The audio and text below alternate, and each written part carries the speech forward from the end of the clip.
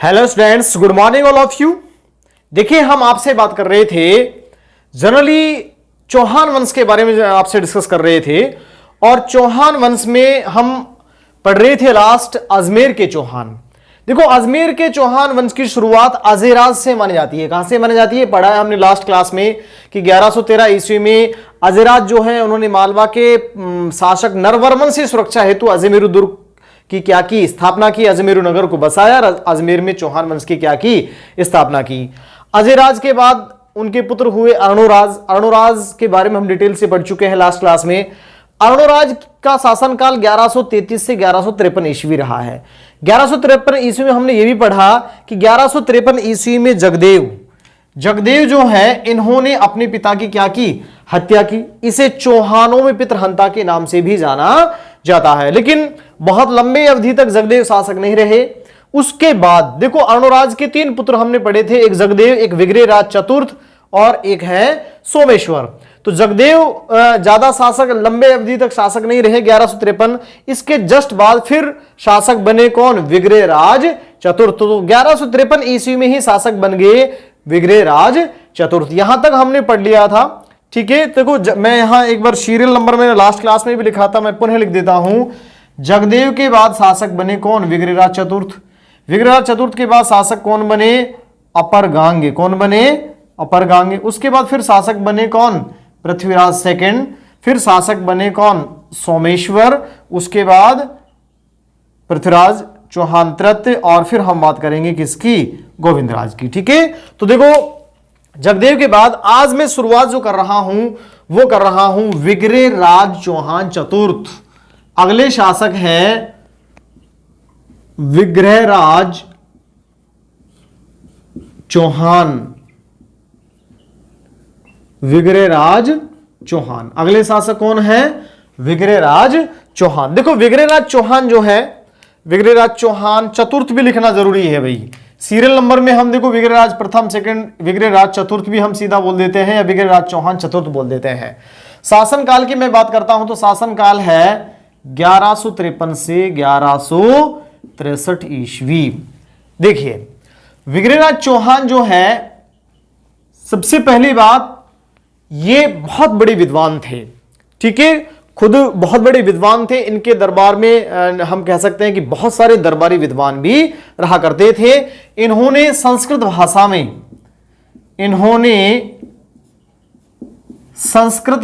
में एक नाटक लिखा। कौन सा? हरिकेली। संस्कृत भाषा में हरिकेली नामक क्या लिखा? नाटक लिखा। बेसिकली ये जो नाटक है इसमें शिव और अर्जुन के मध्य युद्ध का वर्णन है। शिव और अर्जुन के मध्य युद्ध का वर्णन मिलता है कौन से नाटक में? हरिकेली नामक नाटक में। देखो, बेसिकली ये जो हरिकेली नाटक है, इसका कुछ भाग जो है 2.5 दिन का जो झोपड़ा है, उस 2.5 दिन के झोपड़े पर वर्तमान में भी क्या है? उत्कीर्ण है। ये हरिकेली नामक नाटक और शिव अर्जुन के मध्य युद्ध क्या है ये देखो। एक विद्वान हुए हैं भारवी। कौन हुए हैं? भारवी नामक एक विद्वान हुए हैं। इन्होंने ग्रंथ लिखा। ग्रंथ का नाम था किरातार्जुनायन। ग्रंथ का क्या नाम था? किरातार्जुनायन। मतलब किरात जो है बेसिकली वो एक हम कह सकते हैं आदिवासी व्यक्ति था। आदिवासी और इधर में अर्जुन, किरात और अर्जुन के मध्य क्या? संघर्ष। यहां किरात के रूप में हम कह सकते हैं एक आदिवासी व्यक्ति के रूप में कौन थे? शिव थे। अर्जुन को अपने धनुर्विद्या पर बड़ा गर्व था, तो उनके गर्व को तोड़ने के लिए शिवजी जो है उन्होंने किसका रूप धारण किया? किरात का रूप धारण किया। और किरात और अर्जुन के मध्य ये जो पूरी घटना है, इन दोनों ने माना जाता है कि अर्जुन जो है उन्होंने एक शिकार किया। उस शिकार पर एक साथ 2 तीर लगे हुए मौजूद मिले। तो किरात और अर्जुन के मध्य इस बात को लेकर बहस हुई कि भाई ये मेरा शिकार है, मेरा शिकार है। ऐसी परिस्थिति में दोनों ने ये तय किया कि भाई जो धनुर्विद्या में जीतेगा निश्चित रूप से शिकार उसी का होगा।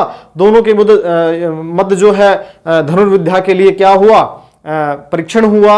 और निश्चित रूप से इस प्रतियोगिता में हम कहेंगे इन दोनों के मध्य कौन जीते? किरात जीते। किरात जो है वास्तव में कौन थे? शिवजी थे। इस प्रकार से शिवजी ने क्या किया? अर्जुन के घमंड को तोड़ा, और उस सारी घटना का वर्णन भारवी ने अपने ग्रंथ किसमें किया? किरातार्जुनीय में किया। और इसका ही एक अंश जो है वो संस्कृत भाषा में एक नाटक के रूप में किसने रचित किया? हम कह सकते हैं विग्रहराज चतुर्थ ने। ठीक है, तो विग्रहराज चतुर्थ जो है ये खुद बहुत बड़े विद्वान थे। इन्होंने संस्कृत भाषा में हरिकेली नामक नाटक की रचना की। इनको कहा जाता था, उपनामों की मैं बात करता हूं, उपनाम क्या क्या है देखो। उपनामों की अगर मैं बात करता हूं तो इसे कहा जाता था कवि बांधव। क्या कहा जाता था? कवि बांधव। ठीक है, इसे कहा गया कंठाभरण। कंठाभरण इसे कहा जाता था विशल देव। क्या कहा जाता था? विशल देव। और विशल देव से आगे बिगड़कर क्या बना? बीसल देव। तो विग्रहराज चतुर्थ जो है इनको एक और नाम हम दे देते हैं बीसल देव। किसके नाम से और जाने जाते थे? बीसल देव के नाम से भी इतिहास में क्या रहे हैं? प्रसिद्ध रहे हैं। ये इनके क्या है? उपनाम है। कवि बांधव मतलब कवियों के साथ बंधु जैसा व्यवहार करने वाला। ठीक है, बहुत मतलब इसके दरबार में कई सारे दरबारी विद्वान रहते थे, तो खुद भी विद्वान थे और विद्वानों के आश्रयदाता भी थे। ठीक है, मैं बात करूं कि भाई इसके दरबार में कौन कौन दरबारी विद्वान रहते थे, मैं यहां लिख देता हूं दरबारी विद्वान। दरबारी विद्वान कौन कौन से दरबारी विद्वान यहां रहा करते थे इनके दरबार में? तो एक दरबारी विद्वान की अगर मैं आपसे बात करता हूं तो एक दरबारी विद्वान है सोमदेव। कौन है? सोमदेव। सोमदेव ने ग्रंथ लिखा ललित विग्रहराज। ललित विग्रहराज, ये ग्रंथ किसने लिखा? सोमदेव ने लिखा। इस ग्रंथ में देखो विग्रहराज चतुर्थ जो है इनकी पत्नी, हम कहें कि इस ग्रंथ में बीसल देव मतलब विग्रहराज चतुर्थ, और इनकी पत्नी थी देवल देवी। इन दोनों के मध्य प्रेम संबंधों का वर्णन किया गया कौन से ग्रंथ में? ललित विग्रहराज में। किसने किया? सोमदेव ने। तो पहला दरबारी विद्वान सोमदेव ग्रंथ लिखा गया ललित विग्रहराज। इसमें इन्होंने बीसल देव और उनकी पत्नी कौन? देवल देवी के मध्य प्रेम संबंधों का क्या किया? वर्णन किया। दूसरे जो दरबारी विद्वान हैं वो है नरपति नाल। दूसरे दरबारी विद्वान है नरपति नाल। इन्होंने ग्रंथ लिखा बीसल देव रासो। कौन सा ग्रंथ लिखा? बीसल देव रासो। ठीक है, बीसल देव रासो नामक ग्रंथ की रचना की किसने? नरपति नाल ने। और यह क्वेश्चन जूनियर अकाउंटेंट एग्जाम में पूछा गया कि नरपति नाल द्वारा रचित कौन सा ग्रंथ? बीसल देव रासो जो है उसमें बीसल देव या विग्रहराज चतुर्थ की कौन सी पत्नी के प्रेम संबंधों का उल्लेख है? तो दूसरी पत्नी कौन सी है? राजमती। तो राजमती और बीसल देव के मध्य प्रेम संबंधों का जिक्र तो होता है बीसल देव रासो में। ठीक है, और बीसल देव और देवल देवी के मध्य प्रेम संबंधों का वर्णन होता है ललित विग्रहराज में। इसके रचयिता है सोमदेव और बीसल देव रासो के रचयिता है नरपति नाल। ये कौन हुए? दरबारी विद्वान। अब मैं आगे बात करता हूं निर्माण कार्यों के बारे में। किसके बारे में? निर्माण कार्य। देखिए, निर्माण कार्यों में मैं बात करता हूं, मैंने कहा कि संस्कृत भाषा के बहुत बड़े विद्वान थे, तो इन्होंने पहला जो निर्माण कार्य मैं आपसे यहां डिस्कस करता हूं, पहला निर्माण कार्य था संस्कृत पाठशाला। संस्कृत पाठशाला। इन्होंने अजमेर में संस्कृत पाठशाला का क्या करवाया? निर्माण करवाया। देखो, ये वही संस्कृत पाठशाला है, सरस्वती पाठशाला भी इसको बोलते हैं। इस संस्कृत पाठशाला का निर्माण करवाया गया 1158 ईस्वी में। ये वही संस्कृत पाठशाला है जिसे हम कह रहे हैं 1199 ईस्वी में कुतुबुद्दीन ऐबक जो है उन्होंने इस संस्कृत पाठशाला को क्या करवा दिया? कुतुबुद्दीन ऐबक द्वारा इस संस्कृत पाठशाला को तोड़वाकर क्या बनवा दिया गया? 2.5 दिन का झोपड़ा। 2.5 दिन का झोपड़ा। ठीक है, 2.5 दिन का झोपड़ा बनवाया गया। किसके स्थान पर? संस्कृत पाठशाला। 1158 ईस्वी में विग्रह राज चतुर्थ द्वारा निर्मित संस्कृत पाठशाला को 1199 ईस्वी में कुतुबुद्दीन ऐबक ने तुड़वाकर क्या बनवा दिया? उसके स्थान पर 2.5 दिन का झोपड़ा बनवा दिया। अब देखिए 2.5 दिन का झोपड़ा जो है, इसके बारे में मैं आपसे बात करता हूं। तो 2.5 दिन का जो झोपड़ा है, इसका निर्माण आपसे पूछा जाएगा भाई किसने करवाया? तो 2.5 दिन के झोपड़े का निर्माण जो है, मैं यहां बात कर लेता हूं आपसे। 2.5 दिन के झोपड़े का निर्माण अभी मैं बात कर रहा था, किसने कराया? कुतुबुद्दीन ऐबक ने कराया। 2.5 दिन का झोपड़ा जो है, इसके बारे में इतिहासकार पर्सी ब्राउन क्या कहते हैं? इतिहासकार पर्सी ब्राउन कहते हैं कि भाई ये जो इमारत है, इस इमारत में प्रतिवर्ष पंजाब के शाही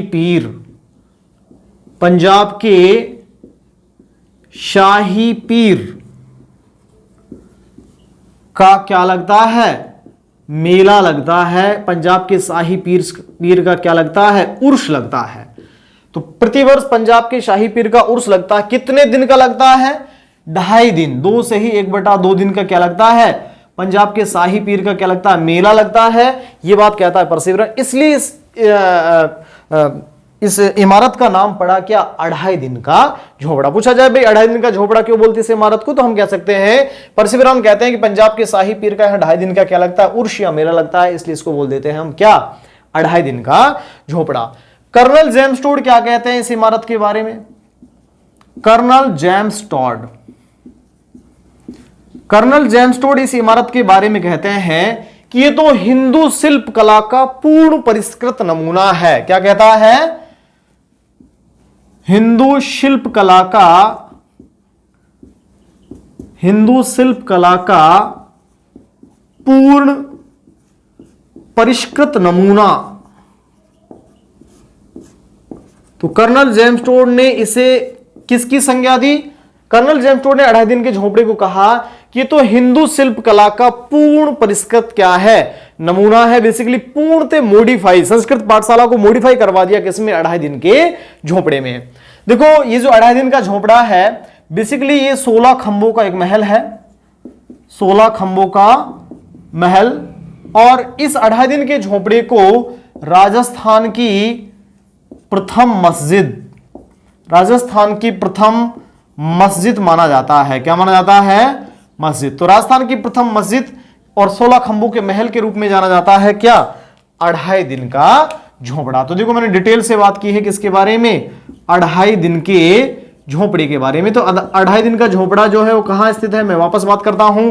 1158 ईस्वी में विग्रहराज चतुर्थ या बिसलदेव द्वारा संस्कृत पाठशाला का निर्माण कराया गया, जिसे 1199 ईस्वी में क्या किया? कुतुबुद्दीन ऐबक ने तुड़वाकर उसके स्थान पर क्या बनवा दिया? 2.5 दिन का झोपड़ा नामक इमारत का निर्माण कराया।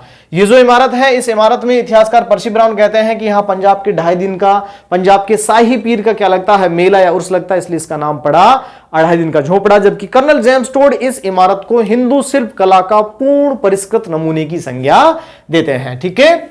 और यही जो इमारत है, इसे 16 खंभों का महल या राजस्थान की प्रथम मस्जिद भी माना जाता है। तो पहला निर्माण कार्य समझ में आया आपके?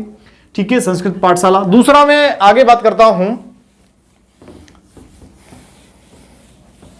देखिए उसके बाद अगर मैं आपसे बात करूं नंबर 2, बीसलपुर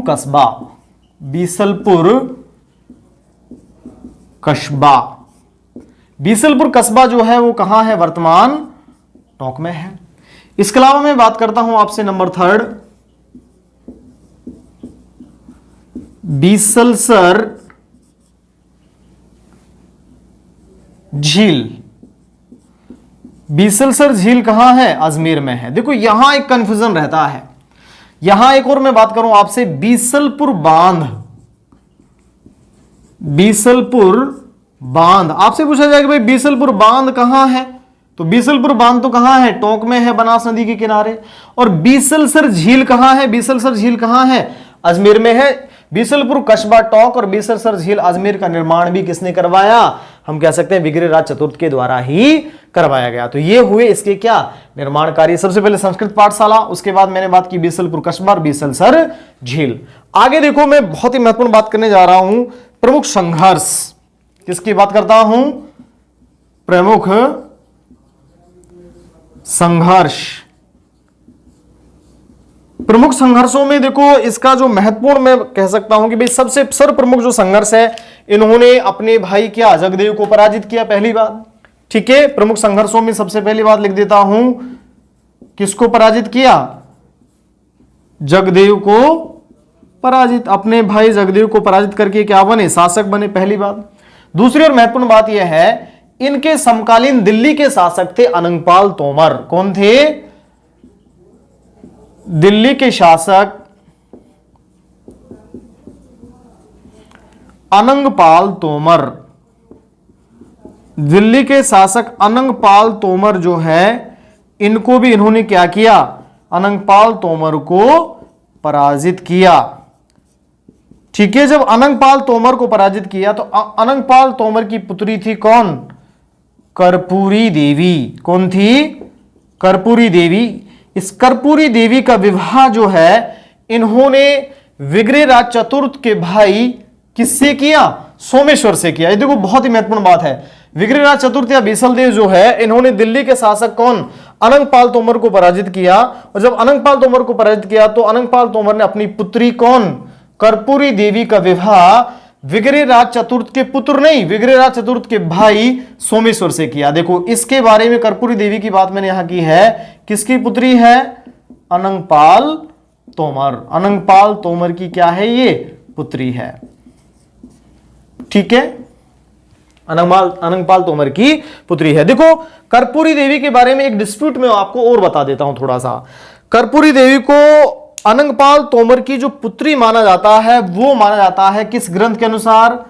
पृथ्वीराज रासो। पृथ्वीराज रासो ग्रंथ में इस बात का जिक्र है कि भाई कर्पूरी देवी जो है किसकी पुत्री है? अनंगपाल तोमर की पुत्री है। जबकि अन्य जो ऐतिहासिक स्रोत है वो कर्पूरी देवी को किसकी पुत्री? अनंगपाल तोमर की पुत्री नहीं मानते हैं। कर्पूरी देवी को पुत्री मानते हैं त्रिपुरी। त्रिपुरी पड़ता है कहां? एमपी में। त्रिपुरी के शासक अचल। त्रिपुरी के शासक अचल की पुत्री। तो देखो दो मत हुए कर्पूरी देवी को लेकर के। एक मत कहता है, मतलब पृथ्वीराज रासो कहते हैं कि किसकी पुत्री है? अनंगपाल तोमर की पुत्री है। और अन्य जो ऐतिहासिक स्रोत हैं वो कहते हैं कि भाई ये तो त्रिपुरी के शासक अचल की पुत्री है। ठीक है, जिसकी भी पुत्री रही है, जो भी रही है, कर्पूरी देवी का विवाह फाइनली हम कहते हैं किससे हुआ? सोमेश्वर से हुआ। देखो इन्होंने हम कह रहे हैं कि भाई दिल्ली के शासक अनंगपाल तोमर को पराजित किया। दिल्ली के शासक अनंगपाल तोमर को पराजित करके इन्होंने दिल्ली को क्या कर लिया? दिल्ली को अपनी राजधानी बना लिया। अब तक राजधानी क्या थी? अब तक राजधानी थी अजमेर। और अब इनका साम्राज्य कहां तक विस्तृत हो गया है? दिल्ली तक विस्तृत हो गया है। दिल्ली को अपनी राजधानी बनाया। ठीक है, अनंगपाल तोमर को पराजित किया। हालांकि दिल्ली का शासक अनंगपाल तोमर को ही बने रहने दिया, लेकिन दिल्ली तक अपने साम्राज्य को विस्तारित करके दिल्ली को अपनी क्या बना लिया? राजधानी बना लिया। इसलिए इसलिए विग्रहराज चतुर्थ या फिर बीसल देव के साम्राज्य को चौहान साम्राज्य का, कहां के चौहान? अजमेर के चौहानों का स्वर्णकाल। आपसे पूछा जाए कि भाई किस शासक का काल? अजमेर के चौहानों का स्वर्णकाल कहलाता है। मैं यहां लिख देता हूं अजमेर के चौहानों का स्वर्णकाल किस शासक का काल कहलाता है? तो सीधा आंसर आएगा हमारा विग्रहराज चतुर्थ। विग्रहराज चतुर्थ। विग्रहराज चतुर्थ या फिर बीसलदेव जो है, इनका काल अजमेर के चौहानों का क्या कहलाता है? स्वर्णकाल कहलाता है। बहुत बड़ा और विस्तृत साम्राज्य इन्होंने स्थापित किया। साथ में विभिन्न युद्धों में विभिन्न प्रतिद्वंदी शासकों को पराजित करके शांति स्थापना की। ठीक है, तो इनका काल। देखो दो क्वेश्चन यहां से सीधे बनते हैं। आपसे पूछा जाए कि भाई अजमेर के चौहान साम्राज्य के निर्माणकर्ता कौन कहलाते हैं? तो हमने पढ़ा है अजयराज को कहा जाता है। चौहान साम्राज्य का क्या निर्माणकर्ता कौन कहलाते हैं? अजीराज कहलाते हैं।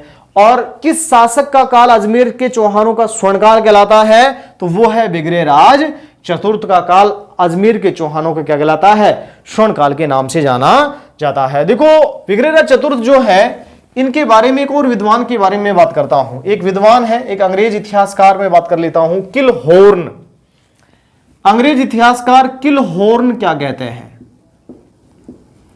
अंग्रेज इतिहासकार किलहॉर्न कहते हैं किसके बारे में? विग्रहराज चतुर्थ के बारे में, इसकी विद्वता के बारे में, इसके विद्वानों को दिए गए आश्रय के बारे में कहते हैं कि भाई हिंदू शासकों में बीसलदेव एक ऐसे शासक हुए हैं, बीसलदेव एक ऐसे शासक हुए हैं जो कालिदास और भवभूति, कालिदास और भवभूति, ये बड़े विद्वान हुए हैं कालिदास और भवभूति के बराबर है या हो सकता है। समझ में आया भाई? विद्वता के बारे में अंग्रेज इतिहासकार किलहॉर्न ने कहा कि बीसलदेव या विग्रहराज चतुर्थ एक ऐसे शासक हैं हिंदू शासकों में जो कालिदास और भवभूति के बराबर विद्वता रखते हैं, इनके बराबर विद्वान हैं। ठीक है भाई? तो इस प्रकार से ये समाप्त हुए हमारे कौन? बीसलदेव या विग्रहराज चतुर्थ। ये क्वेश्चन देखो, विग्रहराज चतुर्थ राजमती का जो उल्लेख है, प्रेम संबंधों का उल्लेख है, वो मैंने पढ़ाया है आपको, बीसलदेव रासो या नरपति नाल द्वारा रचित ग्रंथ है। ठीक है, उसमें मिलता है। तो 1163 ईस्वी में इनकी क्या हो जाती है? मृत्यु हो जाती है। उसके बाद इनके पुत्र शासक बनते हैं कौन? अपर गांगे। लेकिन अपर गांगे जो है लंबे समय तक शासक नहीं रहते हैं। अपर गांगे जो है 1163 ईस्वी में गद्दी पर बैठते तो हैं, लेकिन लंबे समय तक शासक नहीं रहते हैं। उसके बाद फिर शासक बनते हैं पृथ्वीराज चौहान सेकंड। देखो पृथ्वीराज चौहान प्रथम कौन थे? पृथ्वीराज चौहान प्रथम भी हमने पढ़ा था। देखो यहां पृथ्वीराज चौहान प्रथम सांभर के चौहान शासक थे, इन्हीं के पुत्र कौन थे? अजयराज थे, मैंने पढ़ाया था आपको। ठीक है, पृथ्वीराज चौहान सेकंड जो है, इन्होंने 1163 से 1169 ईस्वी तक क्या किया? शासन किया। 1163 से 69 ईस्वी तक शासन किए जाने के बाद इनकी निसंतान क्या हो गई? मृत्यु हो गई। क्या हो गई? निसंतान मृत्यु। निसंतान मृत्यु हुई। किसकी हुई? पृथ्वीराज चौहान सेकंड की। और इसकी मृत्यु के बाद अब देखिए, हम जगदेव भी पढ़ चुके हैं, विग्रहराज चतुर्थ भी पढ़ चुके हैं, अपर गांगे भी पढ़ चुके हैं, पृथ्वीराज सेकंड भी पढ़ चुके हैं। अब कौन बचे हमारे पास? यहां से बचते हैं कौन? नागार्जुन। और उसके बाद इधर शुरुआत होती है किसकी? सोमेश्वर की। तो हम ये कहें कि 1169 ईस्वी में पृथ्वीराज चौहान सेकंड की मृत्यु के पश्चात अजमेर के शासक बनते हैं कौन? सोमेश्वर चौहान। क्लियर हुआ भाई? तो हमारे पास नेक्स्ट अगला जो शासक है, अगर मैं उसकी बात करता हूं आपसे, तो अगले शासक हैं कौन? सोमेश्वर चौहान। देखो सोमेश्वर चौहान जो है, उनका शासनकाल देखिए आप। सोमेश्वर चौहान का शासनकाल है 1169 से 1177। मैं लिख देता हूं यहां, सोमेश्वर चौहान जो है, इनका शासनकाल कितना है? देखो यहां इंडेक्स में भी दिखाई दे रहा है आपको, सोमेश्वर चौहान। सोमेश्वर चौहान, सोमेश्वर चौहान जो है शासनकाल 1169 से 1177 ईस्वी। ये किसका है? सोमेश्वर चौहान का शासनकाल है। देखो सोमेश्वर चौहान के बारे में अगर बात करते हैं, सबसे पहली बात तो इनकी पत्नी कौन थी? कर्पूरी देवी, पहली बात। दूसरी बात मैं बात करता हूं, सोमेश्वर चौहान जो है, इनके सेनापति कैमास, या हम बात करें कदम्बवास, कदम्बवास, या कहीं कहीं कुछ जगह आपको नाम मिलेगा कैलाश, जो है इन्होंने क्या करवाया? ने नागौर दुर्ग का निर्माण करवाया। नागौर दुर्ग, बेसिकली नागौर दुर्ग जो है इसका निर्माण जो है, नागौर दुर्ग का निर्माण, नागौर दुर्ग का निर्माण करवाया गया। नागौर दुर्ग का निर्माण किसने करवाया? हम कह सकते हैं सोमेश्वर के सेनापति कैमास कदमवास या कैलाश ने नागौर दुर्ग का क्या करवाया? निर्माण कराया। और एक और महत्वपूर्ण बात जो हम पहले भी देख चुके हैं वो है बिजोलिया शिलालेख। कौन सा शिलालेख? बिजोलिया शिलालेख।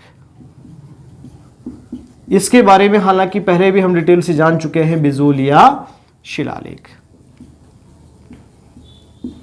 देखो इस शिलालेख के बारे में फिर मैं डिटेल से पुनः बात करता हूं। बिजोलिया शिलालेख जो है वर्तमान कहां स्थित है? भीलवाड़ा में। बिजोलिया कहां पड़ता है? भीलवाड़ा में पड़ता है। इस शिलालेख की तिथि की मैं बात करता हूं। तिथि 5 फरवरी 1170। शासनकाल देखिए 1169 से 77, तो 70 निश्चित रूप से हम कह सकते हैं 5 फरवरी 1170 ईस्वी का शिलालेख है। रचनाकार की मैं बात कर लेता हूं। रचनाकार है गुणभद्र। कौन है? गुणभद्र इसके क्या है? रचनाकार है।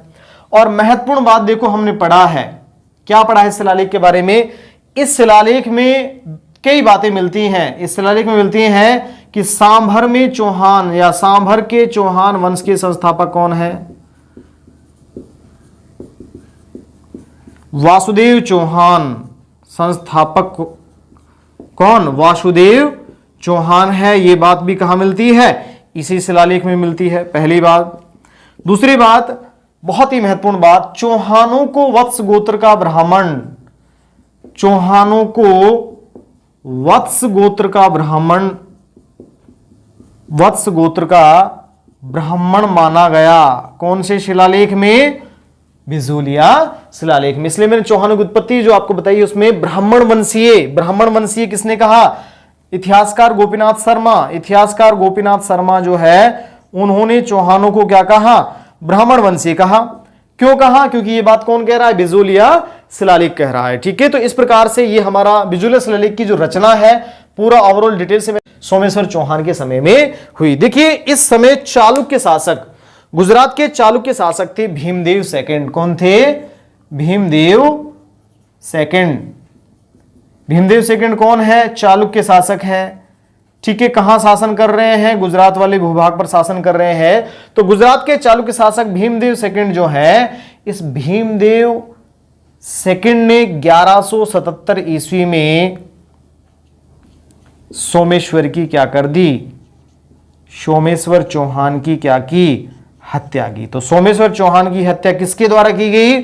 1177 ईस्वी में गुजरात के चालुक्य शासक भीमदेव सेकंड जो है उन्होंने सोमेश्वर चौहान की क्या कर दी? हत्या कर दी। ठीक है, तो ये हुए हमारे शासक कौन? सोमेश्वर चौहान। सोमेश्वर चौहान के बारे में एक बार मैं फिर ब्रीफ कर देता हूं। पत्नी कर्पूरी देवी थी। किसकी पुत्री थी? दो मत मैंने बताया, अनंगपाल तोमर की पुत्री बताते हैं, कुछ का मतलब पृथ्वीराज रासो बताते हैं, और कुछ ऐतिहासिक स्रोत कहते हैं कि ये तो भाई कहां के? त्रिपुरी के शासक अचल की पुत्री थी। जो भी है, सेनापति कैमा से कदमवास द्वारा नागौर दुर्ग का निर्माण कराया गया। और महत्वपूर्ण बात है बिजोलिया शिलालेख की रचना इन्हीं के समय में 5 फरवरी 1170 ईस्वी को किसने की? गुणभद्र ने की, संस्कृत भाषा में की। इस शिलालेख से हमें जानकारी मिलती है सांभर के चौहान वंश के संस्थापक कौन थे? वासुदेव चौहान थे। और चौहानों को वत्स गोत्र का ब्राह्मण किस शिलालेख में बताया गया, वो बात भी इसी शिलालेख में लिखी हुई है। इसके अलावा इस शिलालेख में देखो जालोर, जालोर का जो नाम है वो लिखा हुआ है जबालीपुर। जालोर का नाम क्या? जबालीपुर। तो विभिन्न प्राचीन भीनमाल,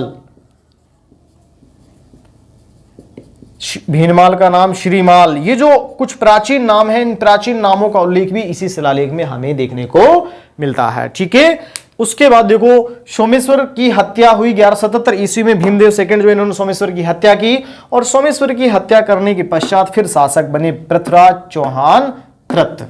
तो नेक्स्ट मैं आपसे बात करने जा रहा हूं, अगले शासक हैं कौन? पृथ्वीराज चौहान कृत। देखो यहां एक व्यक्ति अभी भी मौजूद है, कौन? नागार्जुन। नागार्जुन बड़ी इच्छा रखते हैं शासक बनने की, लेकिन परिस्थितियां अभी नागार्जुन के फेवर में नहीं थी। क्योंकि देखो यहां जब विग्रहराज चतुर्थ की मृत्यु हुई, या हम ये कहें पृथ्वीराज सेकंड जो है इनकी मृत्यु हुई तो शासक यहां नागार्जुन भी बन सकते थे क्योंकि वीरा चतुर्थ के पुत्र थे, ठीक है। लेकिन यहां मैं बात करता हूं सोमेश्वर बने। सोमेश्वर की मृत्यु के पश्चात यहां शासक बनना चाह रहे थे नागार्जुन, लेकिन शासक कौन बन गए? पृथ्वीराज चौहान तृतीय। तो अगले शासक है हमारे कौन? मैं लिख देता हूं पृथ्वीराज चौहान तृतीय।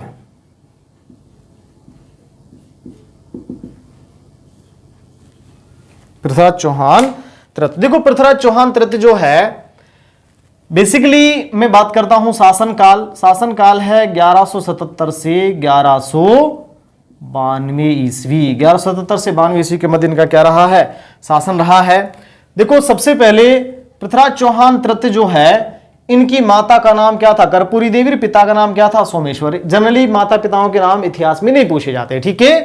देखो हम कहते हैं 1177 ईस्वी में, या इससे पहले मैं जन्म की ओर बात कर ले, इनका जो जन्म है, इनका जन्म 1166 ईस्वी में अनहिलवाड़ा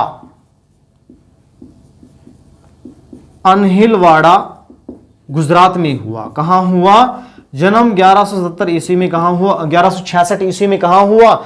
अनहिलवाड़ा गुजरात में हुआ। जब इनके पिता की मृत्यु हुई, पिता की मृत्यु कब हुई? 1177 ईस्वी में हुई। उस समय इसकी आयु जो है कितनी थी? मात्र 11 वर्ष थी। कितनी थी? 11 वर्ष। हम कह सकते हैं कि मात्र 11 वर्ष की उम्र में ये क्या बने? शासक बने। शासक बनने के समय इनकी उम्र कितनी थी? मात्र 11 वर्ष थी। मात्र 11 वर्ष की उम्र में क्या बने? शासक बने। देखो ऐसा मानते हैं इतिहासकार गोपीनाथ शर्मा, कहते हैं गोपीनाथ शर्मा बहुत ही महत्वपूर्ण इतिहासकार हुए हैं। गोपीनाथ शर्मा आधुनिक इतिहासकार हैं। इतिहासकार गोपीनाथ शर्मा के अनुसार देखो प्रारंभिक तौर पर इन्होंने जो शासन किया, मैंने कहा कि 11 वर्ष की उम्र में क्या बन गए? शासक बन गए। इनके संरक्षण का कार्य, तो हम कहेंगे भाई शासक 11 वर्ष की उम्र में बन गए, तो फिर किसके संरक्षण में शासन? इतना बड़ा और विस्तृत साम्राज्य इन्हें मिला है, दिल्ली तक राजधानी बनी हुई है, ठीक है, दिल्ली तक साम्राज्य विस्तार हुआ पड़ा है। तो ऐसी परिस्थिति में इनकी माता कर्पूरी देवी, माता कौन? कर्पूरी देवी। इनके मुख्यमंत्री की मैं बात करता हूं तो मुख्यमंत्री कौन थे? कदम्बवास या कैमास, और सेनापति थे भुवनमल। प्रारंभिक तौर पर जब उम्र 11 वर्ष थी तो शासन इनके संरक्षण में किया, ठीक है। माता कौन? कर्पूरी देवी। मैं लिख देता हूं माता कर्पूरी देवी। मुख्यमंत्री कदम्बवास, मुख्यमंत्री या प्रधानमंत्री मिलता है कहीं कहीं, और सेनापति कौन? भुवनमल। इनके संरक्षण में क्या किया? संरक्षण में शासन किया। तो प्रारंभ में इनके संरक्षण में शासन किया, लेकिन उसके बाद क्या हुआ? गोपीनाथ शर्मा ही कहते हैं कि मात्र 12 वर्ष की उम्र में, मात्र 12 वर्ष की आयु में इन्होंने संपूर्ण राजकार्यों को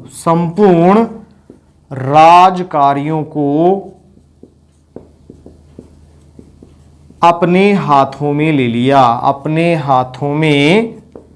लिया।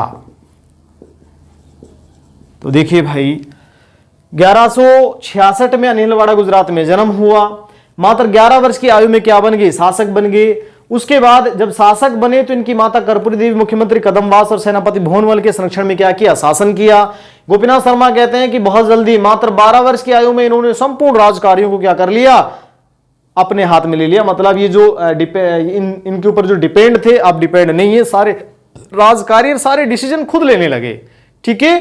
देखो इनके समकालीन मैं बात करता हूं, पृथ्वीराज चौहान तृतीय के समकालीन शासक, बहुत ही महत्वपूर्ण बात है, यहां से संघर्ष स्टार्ट होगा। समकालीन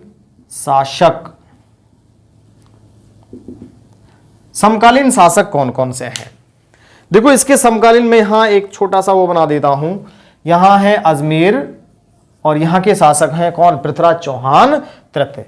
देखो एक साइड, इस वाली साइड जो है गुजरात वाले सेक्शन की मैं आपसे बात कर रहा हूं, तो यहां है चालुक्य शासक, और चालुक्य शासक कौन है, भीमदेव सेकंड। चालुक्य शासक भीमदेव सेकंड है, कहां के शासक, गुजरात के। इधर मैं बात करता हूं आपसे कन्नौज। कन्नौज के शासक हैं जयचंद गढ़वाल। देखिए आप ध्यान करिए, मैंने आपको कन्नौज के लिए त्रिपक्षीय संघर्ष पढ़ाया था प्रतिहार वंश में, और कन्नौज के और मैंने प्रतिहार वंश के अंतिम शासक के बारे में आपको बताया था। अंतिम शासक यशपाल की मृत्यु के पश्चात वहां गढ़वाल वंश का क्या हो गया था, शासन हो गया था, कहां, कन्नौज। तो देखो कन्नौज पे शासक कौन है, जयचंद गढ़वाल। इसके अलावा महोबा, महोबा पर शासक हैं चंदेल शासक, नाम है परमार्दी देव। क्या नाम है, परमार्दी देव। और साथ में मैं और बात कर लेता हूं, एक और देखो परिवार के ही व्यक्ति बचे हुए हैं, कौन, नागार्जुन। नागार्जुन वर्तमान में कहां के शासक हैं, गुड़गांव। गुड़गांव के आसपास के भूभाग पर किसका शासन है, नागार्जुन का शासन है। अब देखिए यहां से क्वेश्चन पेपर में क्या पूछा गया, पृथ्वीराज चौहान तृतीय के समकालीन चालुक्य शासक कौन थे, ये जूनियर अकाउंटेंट एग्जाम में पूछा गया। जूनियर अकाउंटेंट एग्जाम जो 2015 हुआ था उसमें क्वेश्चन पूछा गया कि भाई पृथ्वीराज चौहान तृतीय के समकालीन चालुक्य शासक कौन थे, भीमदेव सेकंड। अब पूछा जाए पृथ्वीराज चौहान तृतीय के समकालीन गढ़वाल शासक कौन थे, जयचंद गढ़वाल थे। पृथ्वीराज चौहान तृतीय के समकालीन चंदेल शासक कौन थे, परमार्दी देव वर्मन थे। ठीक है, गुड़गांव के शासक कौन थे, नागार्जुन चौहान थे। कौन थे, नागार्जुन चौहान। ठीक है, तो ये पृथ्वीराज चौहान तृतीय के समकालीन शासकों की बात हुई। अब मैं प्रमुख संघर्षों की बात कर रहा हूं। देखो मैं बहुत सिस्टमेटिकली मैं आपको पढ़ा रहा हूं सारी बातें। समकालीन शासक पढ़ने के बाद अब मैं बात करता हूं प्रमुख संघर्षों की।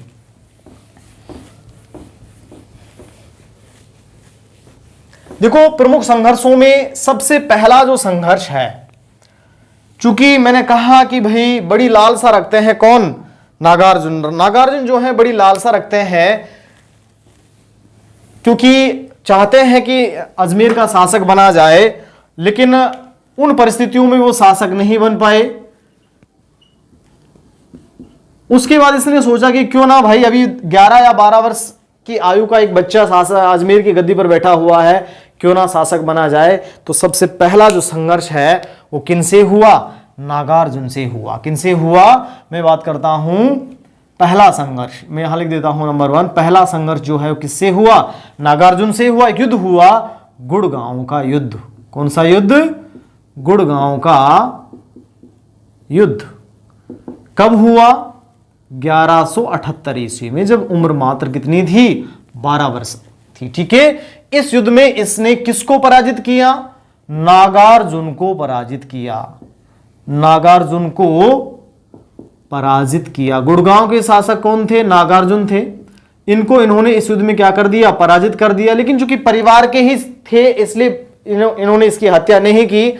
इनके सेनापति, नागार्जुन के सेनापति थे सुल्हणा। सुल्हणा को क्या कर लिया, बंदी बनाया। सुल्हणा को क्या किया, बंदी बनाया। ठीक है, तो हम ये कह सकते हैं सबसे पहले पहला संघर्ष, क्योंकि सबसे पहले घरेलू समस्या सोल्व करनी थी। पहला संघर्ष 1178 ईस्वी में इन्होंने नागार्जुन को क्या कर दिया, पराजित किया।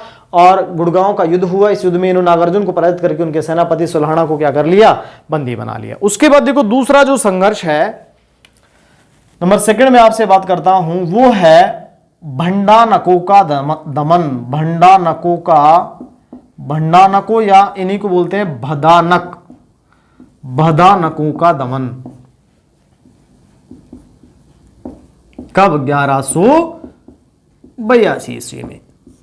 भंडानक या भदानक मैंने प्राचीन नाम पढ़ाया, आपको ध्यान हो तो जनपद काल जब पढ़ाया था उस समय कुछ अन्य प्राचीन नाम पढ़ाए थे। उनमें भदानक, सोनितपुर या श्रीपथ नाम मैंने दिया था किसको, बयाना को। तो हम ये कह सकते हैं वर्तमान बयाना क्षेत्र में जो भयानक जाति रहती थी, वर्तमान बयाना जो क्षेत्र है, इस क्षेत्र में जो भयानक जाति थी, इस भयानक जाति की क्रूर जाति थी, उग्र जाति थी, ठीक है। इस बार बार ये मतलब संघर्ष करती रहती थी, ठीक है, लूटने खसुटने का काम करती रहती थी। इसलिए 1182 ईस्वी में इन्होंने भंडानकों का या भदानकों का क्या किया, दमन किया, जो बयाना क्षेत्र में निवास करने वाली क्रूर जाति थी, ठीक है। तो ये प्रारंभिक समस्याएं थी, ठीक है। इन प्रारंभिक समस्याओं के पश्चात इन्होंने दलपुंगुल, देखो हम ये कहें इन प्रारंभिक समस्याओं को निपटाने के पश्चात इन्होंने दिग्विजय की नीति का अनुसरण किया। कौन सी नीति? दिग्विजय की नीति का अनुसरण, दिग्विजय की नीति का अनुसरण किया और दलपुंगुल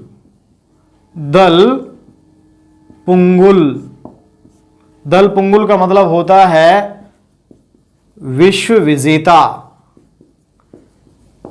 दलपुंगुल की उपाधि धारण की उपाधि धारण की, ठीक है। क्योंकि अब दलपुंगुल की उपाधि धारण करके कौन सी नीति का, दिग्विजय की नीति, या कौन सी नीति, विस्तारवादी नीति। दिग्विजय की नीति को क्या बोलते हैं? विस्तारवादी नीति की शुरुआत की। तो प्रारंभिक संघर्ष समाप्त किए। प्रारंभिक संघर्ष में ज्यादा नहीं था, गुड़गांव का युद्ध और भंडारकों का दमन हुआ। उसके बाद इन्होंने अपने साम्राज्य को विस्तार करने के लिए दिग्विजय या विस्तारवादी नीति का अनुसरण किया और कौन सी उपाधि धारण की? दलपुंगुल, बड़े बड़े दलों को पंगु बनाने वाला, नष्ट करने वाला, ठीक है, विश्व विजेता की उपाधि धारण की। फिर अगला संघर्ष हुआ इनका, अगला जो संघर्ष है वो हुआ महोबा का युद्ध। महोबा का युद्ध, ठीक है। महोबा का जो युद्ध है, बेसिकली महोबा के शासक थे परमार्दी देव, चंदेल शासक। इस युद्ध में कब हुआ ये युद्ध? 1182 ईस्वी में हुआ, ठीक है। इस युद्ध में क्या किया इन्होंने? महोबा के चंदेल शासक परमार्दी देव को पराजित कर उसकी हत्या की और उसकी राजधानी क्या? महोबा पर क्या कर लिया? अधिकार कर लिया। पराजित किया और महोबा पर क्या कर लिया? अधिकार कर लिया, ठीक है। अब देखिए, यहां दो व्यक्तियों के बारे में बहुत ही महत्वपूर्ण जानकारी मिलती है। एक व्यक्ति हैं आल्हा और दूसरे व्यक्ति हैं उदल। आल्हा और उदल, आल्हा और उदल के बारे में जानकारी मिलती है कि ये दोनों जो व्यक्ति हैं आल्हा और उदल, ये परमार्दी देव वर्मन के सेनापति थे। किसके? परमार्दी देव वर्मन, पूरा नाम ये था, के सेनापति। आल्हा और उदल कौन थे? परमार्दी देव वर्मन के क्या थे? सेनापति थे। देखो इनके बारे में कहा जाता है कि किसी बात पर अपने शासक, अपने राजा परमार्दी देव वर्मन से नाराज हुए, नाराज होकर के ये महोबा को छोड़कर चले गए। लेकिन जब इनको पता चला कि भाई हमारे राजा के ऊपर आक्रमण किया है किसने? पृथ्वीराज चौहान तृतीय ने, कि हमारा साम्राज्य संकट में है, तो ये सारे जो गिले शिकवे थे सबको भुलाकर वापस आए। लेकिन तब तक पृथ्वीराज चौहान तृतीय ने आक्रमण करके महोबा पर क्या कर लिया?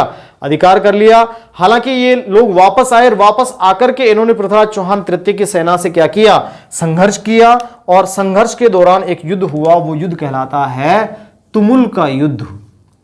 कौन सा युद्ध? तुमुल का युद्ध।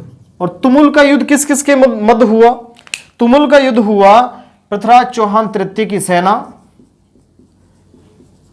पृथ्वीराज चौहान तृतीय की सेना वर्सेस कौन? आल्हा और उदल। इन दोनों के मध्य यह संघर्ष हुआ, ठीक है। ये जब संघर्ष हुआ, इस संघर्ष में आल्हा और उदल जो है वीर गति को प्राप्त हो गए, ठीक है। तो बहुत ही महत्वपूर्ण बात यह है कि ऐसे सेनापति, इतिहास में बहुत सारे सेनापति हुए हैं, लेकिन इन सेनापतियों का नाम अपने आप में एक स्पेशल वे में लिया जाता है। क्यों लिया जाता है कि जब इनका साम्राज्य, इनका राजा जब संकट में था, इनका देश जब संकट में था, उस समय सारे मतभेद और गिला शिकवे भुलाकर ये वापस आए, संघर्ष किया और संघर्ष करते हुए वीर गति को प्राप्त हो गए। इसलिए ये बहुत ही इतिहास में महत्वपूर्ण सेनापतियों में इनका नाम लिया जाता है। ठीक है, तो महोबा का युद्ध हुआ और महोबा के युद्ध में पृथ्वीराज चौहान तृतीय ने किसको पराजित किया? महोबा के चंदेल शासक परमारदी देव को पराजित किया, महोबा पर अधिकार कर लिया। और इस युद्ध में परमारदी देव के सेनापति और आला उदल जो है तुमुल नामक एक युद्ध को लड़ते हुए क्या हो गए? पराजित हो गए। देखो, इस युद्ध के पश्चात, ये जो महोबा का युद्ध है, इस युद्ध के पश्चात पृथ्वीराज चौहान तृतीय ने उपाधि धारण की। हम कह सकते हैं इस युद्ध के पश्चात,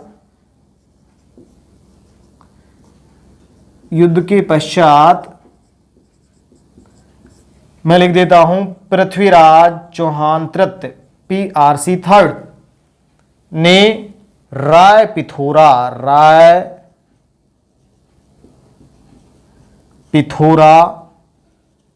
की उपाधि धारण की।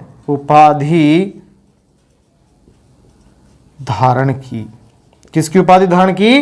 राय पिथोरा की उपाधि धारण की और दिल्ली में एक दुर्ग बनवाया। कौन सा दुर्ग? पिथौरागढ़। कौन सा दुर्ग?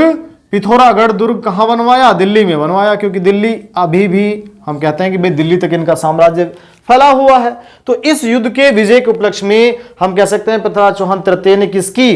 राय पिथौरा की उपाधि धारण की और दिल्ली में कौन सा दुर्ग? पिथौरागढ़ दुर्ग का निर्माण करवाया, जो वर्तमान में भी दिल्ली में पिथौरागढ़ वर्तमान में दिल्ली में जिला है, पिथौरागढ़ जिला है वर्तमान दिल्ली में। ठीक है, तो ये हुआ हमारा महोबा का युद्ध। देखो, महोबा के युद्ध के पश्चात फिर मैं आगे आपसे बात करता हूं। अगला जो संघर्ष है, अगला संघर्ष जो हुआ वो चालुक्यों से हुआ। किनसे हुआ? चालुक्यों से संघर्ष हुआ। चालुक्यों से संघर्ष क्यों हुआ, क्या रीजन थे, उनके बारे में मैं आपसे बात करूंगा कि भाई चालुक्यों से संघर्ष क्यों हुआ। नेक्स्ट में अगला संघर्ष लिख देता हूं, नंबर 4 में लिख देता हूं चालुक्यों से संघर्ष।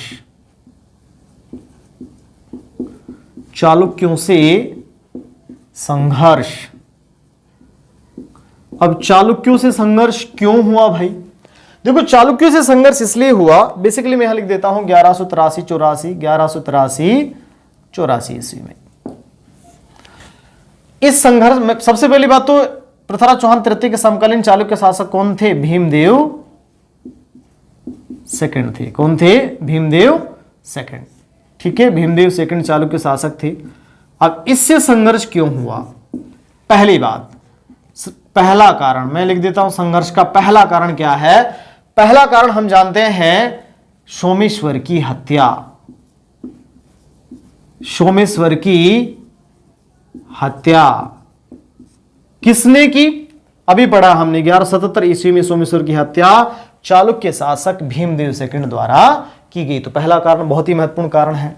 ठीक है, दूसरा कारण मैं बात करता हूं, तात्कालिक कारण जिसको हम बोल सकते हैं, वो था आबू के राजा सलख की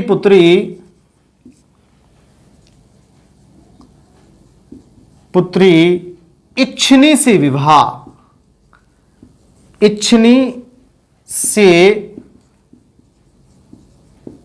विवाह करने की इच्छा। ये क्या बीमारी है भाई?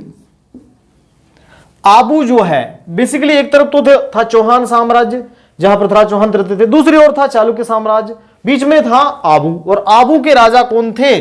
सलख। आबू के राजा जो सलख है, इस सलख की पुत्री का नाम क्या था? इच्छनी था। इतिहास में आगे भी हम इसके बारे में देखेंगे। सलख की पुत्री कौन थी? इच्छनी थी। इस इच्छनी से विवाह करना चाहता था कौन? चालुक्य शासक भीमदेव सेकंड। लेकिन चालुक्य शासक भीमदेव सेकंड जो है वो चाहते थे इच्छनी से विवाह करना, लेकिन इच्छनी नहीं चाहती थी। इच्छनी विवाह करना चाहती थी किससे? पृथ्वीराज चौहान तृतीय से। ठीक है भाई, तो देखो नेचुरल सा संघर्ष हुआ। यहां पहला मैंने कहा कि पृथ्वीराज चौहान तृतीय जो है उनके पिता की हत्या की गई भीमदेव सेकंड के द्वारा। दूसरी बात हम कह सकते हैं तात्कालिक कारण के रूप में आबू के राजा सलग की पुत्री इच्छनी से विवाह करने की बड़ी इच्छा थी, किसकी, भीमदेव सेकंड की, बड़ा प्रेम करते थे। लेकिन इच्छनी जो है वो किसको प्रेम करती थी, पृथ्वीराज चौहान तृतीय को प्रेम करती थी। ठीक है, तो ये तात्कालिक कारण इन दोनों के मध्य संघर्ष का रहा। छुटपुट संघर्ष हुआ भी, लेकिन पता था कि एक तरफ देखो पृथ्वीराज चौहान तृतीय के तीनों ओर जो है, मैंने कहा कन्नौज के शासक जयचंद गढ़वाल भी हैं, इसके अलावा महोबा के चंदेल शासक परमार देव वर्मन को पराजित किया। तो छोटी छोटी बहुत सारी घटनाएं हो चुकी थी। दूसरी ओर नागार्जुन भी इनसे नाराज है। तो ऐसी परिस्थिति में बड़ा कोई खतरा मोल लेना नहीं चाहते थे, क्योंकि चालुक्य शासक बहुत हम कह सकते हैं मजबूत शासक थे। तो इसको पराजित करने के लिए पहले बाकी समस्याओं को सोल्व करना जरूरी था। तो कुछ छुटपुट घटनाएं इन दोनों के मध्य हुई, आखिरकार दोनों के मध्य संघर्ष हुआ और कोई बहुत बड़ा युद्ध इनके मध्य या चालुक्य या चौहानों के मध्य नहीं हुआ। ठीक है, बड़ा युद्ध नहीं हुआ क्योंकि दोनों बहुत ही मजबूत शासक थे। भीमदेव सेकंड भी बहुत मजबूत शासक थे, तो पृथ्वीराज चौहान तृतीय भी मजबूत शासक थे। ठीक है, तो ये संघर्ष पढ़ते हैं हम किससे, चालुक्यों से। संघर्ष 1183-84 ईस्वी में। कारण मैंने बता दिए हैं, समकालीन शासक की भी मैंने आपसे बात कर ली है। उसके बाद देखो अगला जो है चालुक्यों की बात हो गई है। नेक्स्ट में बात करता हूं कन्नौज के शासक, कन्नौज के शासक कौन है, जयचंद गढ़वाल से संघर्ष, जयचंद गढ़वाल से संघर्ष। इसका क्या रीजन रहा है? देखो सबसे पहले बात तो हमें रीजन पता होना चाहिए कि भाई इससे संघर्ष क्यों हुआ। देखो पहला संघर्ष का कारण मैं आपको बता देना चाहूंगा। पृथ्वीराज रासो ग्रंथ के अनुसार, कौन सा ग्रंथ, पृथ्वीराज रासो जो ग्रंथ है इसके अनुसार मैं आपसे बात कर रहा हूं। पृथ्वीराज रासो जो ग्रंथ है इसके अनुसार संघर्ष का पहला कारण अगर मैं आपसे डिस्कस करूं तो पहला कारण था, देखो अनंगपाल तोमर जो है, दिल्ली के शासक अनंगपाल तोमर, इनकी दो पुत्रियां थी। एक पुत्री का नाम था कर्पूरी देवी, क्या था, कर्पूरी देवी, और दूसरी पुत्री का नाम था राजकंवर, क्या नाम था, राजकंवर। कर्पूरी देवी जो है इनका विवाह हम बात कर रहे हैं किससे हुआ, सोमेश्वर से हुआ। किससे हुआ, सोमेश्वर से हुआ। और दूसरी ओर मैं बात करता हूं राजकंवर जो है इनका विवाह जो है कन्नौज के शासक किससे हुआ, जयचंद से हुआ। ठीक है, देखो अनंगपाल तोमर की केवल पुत्रियां ही पुत्रियां थी, पुत्र नहीं था, निसंतान या कह सकते हैं बिना पुत्र के इनकी क्या हुई, मृत्यु हुई। मृत्यु से पूर्व इन्होंने कर्पूरी देवी के पुत्र कौन, पृथ्वीराज चौहान तृतीय, पृथ्वीराज चौहान तृतीय जो है इनको गोद लेकर के दिल्ली का सारा साम्राज्य सौंप दिया। तो दिल्ली का सारा साम्राज्य, हालांकि देखो यहां मैंने विग्रह चतुर जो है इन्होंने अनंगपाल तोमर को पराजित किया, वो एक अलग घटना थी। लेकिन यहां पृथ्वीराज रासो जो ग्रंथ कहता है वो कहता है कि भाई अनंगपाल तोमर ने अपनी पुत्री कर्पूरी देवी के पुत्र कौन, पृथ्वीराज चौहान तृतीय को गोद लेकर के अपना दिल्ली का सारा साम्राज्य सौंप दिया। इधर इस बात से बड़े नाराज हुए कौन, जयचंद। जयचंद चाहते थे कि भाई दिल्ली किसे मिले, मुझे मिले, मैं भी तो बराबर से हकदार हूं। ठीक है, देखो इनकी पुत्री हम बात करते हैं संयोगिता, कौन थी, संयोगिता। इनकी पुत्री का नाम क्या था, संयोगिता था। तो जयचंद चाहते थे दिल्ली पर शासक, दिल्ली को अपना अधिकार मिले ना। ठीक है, चाहे वो जीत कर ले, चाहे वो अनंगपाल तोमर ने जिस प्रकार से दिया है। तो इधर जयचंद चाहते थे कि भाई मुझे दिल्ली मिले, जबकि अनंगपाल तोमर ने दिल्ली किसको सौंप दिया, कर्पूरी देवी के पुत्र पृथ्वीराज चौहान तृतीय को। संघर्ष का एक कारण तो यह था। दूसरा कारण क्या है, संयोगिता और पृथ्वीराज चौहान तृतीय के मध्य प्रेम। ठीक है, बेसिकली संयोगिता और पृथ्वीराज चौहान तृतीय एक दूसरे को बड़ा प्रेम करते थे। ठीक है, यहां एक छोटी सी मैं हल्की सी कहानी आपको सुना देता हूं। देखो यहां होता क्या है, संयोगिता प्रेम करती थी पृथ्वीराज चौहान तृतीय को, पृथ्वीराज चौहान प्रेम करते थे संयोगिता को।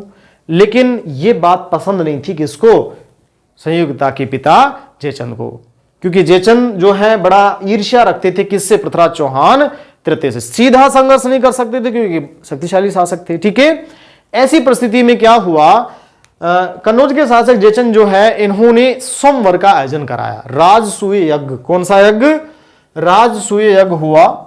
और राजसूय यज्ञ जो है इसके साथ साथ अपनी पुत्री क्या संयोगिता के सोमवार का आयोजन किया गया। सोमवार का तात्पर्य है राजसूय यज्ञ, और सोमवार का तात्पर्य क्या है?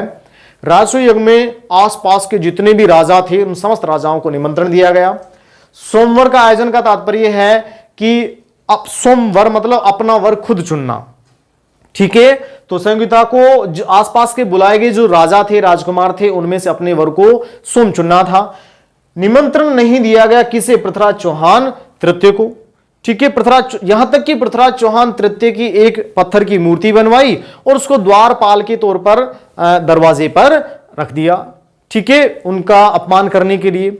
और इधर संयोगिता जो है वो बड़ी परेशान रहने लगी, भाई अब क्या किया जाए, सोमवार का आयोजन होगा तो निश्चित रूप से विवाह तो। संदेश भिजवाया किसके पास? पृथ्वीराज चौहान तृतीय के पास। पृथ्वीराज चौहान तृतीय के पास संदेश भिजवाया कि देखिए सोमवार का आयोजन होने जा रहा है, अब बहुत ज्यादा कुछ नहीं बचा है, ठीक है।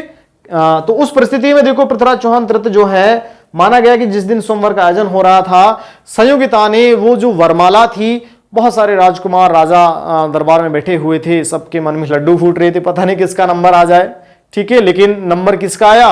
नंबर आया पत्थर से निर्मित मूर्ति का, ठीक है। जो पृथ्वीराज चौहान तृतीय की जो द्वारपाल के रूप में जो मूर्ति लगाई हुई थी, उस मूर्ति के गले में संयोगिता ने क्या कर दिया? वरमाला डाल दी। इसी दौरान पृथ्वीराज चौहान तृतीय जो है अपने कुछ सहयोगियों के साथ कहां पहुंचा? सोमवार के यहां पहुंचा जहां सोमवार का आयोजन हो रहा था, कन्नौज पहुंचा, और वहां से निश्चित रूप से आक्रमण किया। और आक्रमण के दौरान संयोगिता को उठाकर कहां ले आए? अजमेर ले आए, और अजमेर में इनसे क्या कर लिया? विवाह कर लिया। देखो इतिहास में इस घटना को संयोगिता का अपहरण बोलते हैं। क्या बोलते हैं? अपहरण, किडनैप बोलते हैं। जनरली क्या ये किडनैप था? ये तो अपने आप में हम कह सकते हैं कि प्रेम था, ठीक है। किडनैप वाली तो इसमें कोई बात ही नहीं हुई थी, ठीक है। लेकिन फिर भी इतिहासकार इसको किडनैप मानते हैं कि संयोगिता का सोमवार से अपहरण। अरे भाई आजकल आप लोग देखते हैं ना, कई बार बहुत सारा फेसबुक या प्रेम होता है ना, फेसबुक या प्रेम, कई बार लोगों को फेसबुक पे प्रेम हो जाता है, और प्रेम इतना हद तक हो जाता है कि लोग बाग क्या होते हैं, अपनी मर्जी से घर छोड़कर चले जाते हैं, ठीक है। और उस परिस्थिति में हम देखते हैं क्या, 2-4-5 दिन बाद आता है पेपर में कि बहला फुसलाकर भगा ले गए। भाई अब बहला फुसलाकर किसी 25 साल की युवती को भाई कैसे ले जाया जा सकता है?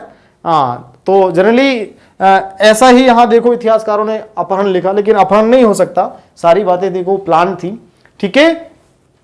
तो ये हुआ। तो कन्नौज के शासक जयचंद से संघर्ष के कारण, 2 कारण मैंने बता दिए हैं। जयचंद का दिल्ली पर अधिकार करने की इच्छा, जो कि दिल्ली किसको सौंप दिया गया? पृथ्वीराज चौहान तृतीय को। दूसरा था संयोगिता का सोमवार से क्या? अपहरण। लेकिन प्रत्यक्ष से दोनों के मध्य कोई संघर्ष नहीं हुआ, क्योंकि जयचंद इतना शक्तिशाली शासक नहीं था कि वो प्रत्यक्ष से किससे? पृथ्वीराज चौहान तृतीय से संघर्ष कर ले। उसके बाद अगला जो संघर्ष है उसकी अगर मैं बात करता हूं तो वो संघर्ष है किससे? संघर्ष तुर्कों से संघर्ष। किससे संघर्ष की बात कर रहा हूं मैं? तुर्कों से संघर्ष। देखो बहुत ही महत्वपूर्ण है तुर्कों से संघर्ष क्या है, बड़ी डिटेल से मैं देख रहा हूं इसको। अगला जो संघर्ष है वो हुआ तुर्कों से संघर्ष। तुर्कों से संघर्ष। और इस समय तुर्क शासक थे मोहम्मद गोरी। कौन थे? तो हम ये भी कह सकते हैं मोहम्मद गोरी से संघर्ष। मोहम्मद गोरी कहां के शासक थे?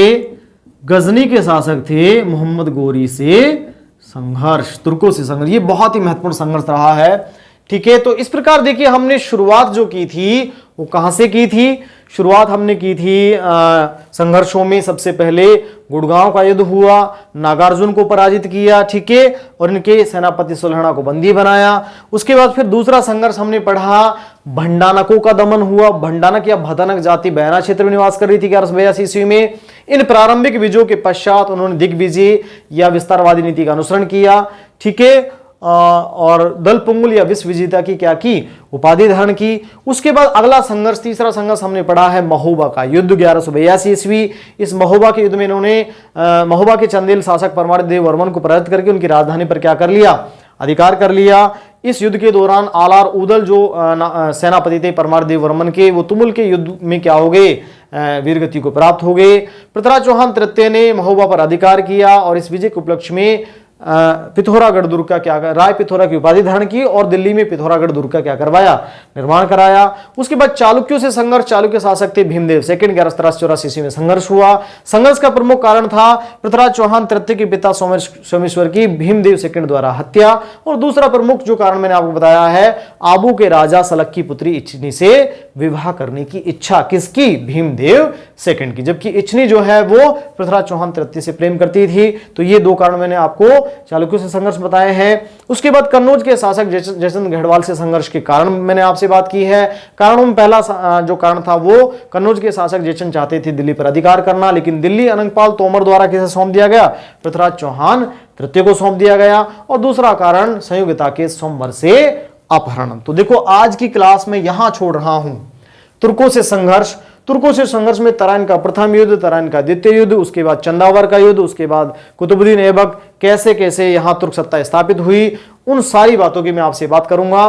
साथ में पृथ्वीराज चौहान तृतीय की मृत्यु कैसे हुई, कहां हुई, इनके दरबार में कौन कौन से दरबारी विद्वान निवास करते थे, ठीक है, उन सारी बातों के बारे में डिटेल से मैं आपसे चर्चा करूंगा नेक्स्ट क्लास में। एक और महत्वपूर्ण बात देखिए, यहां मोहम्मद गोरी के साथ ख्वाजा मोइनुद्दीन चिश्ती, ठीक है, वो कहां आए, इंडिया आए, ठीक है, फारस से, सिंजरी से इंडिया आए और इंडिया आकर के उन्होंने जो चिश्ती संप्रदाय है, इस्लाम धर्म है, उसका प्रचार प्रसार किया। उन सारी बातों के बारे में, मतलब ख्वाजा मोइनुद्दीन चिश्ती के बारे में भी हम आपसे नेक्स्ट क्लास में क्या करेंगे, चर्चा करेंगे। आज के लिए इतना ही, थैंक यू।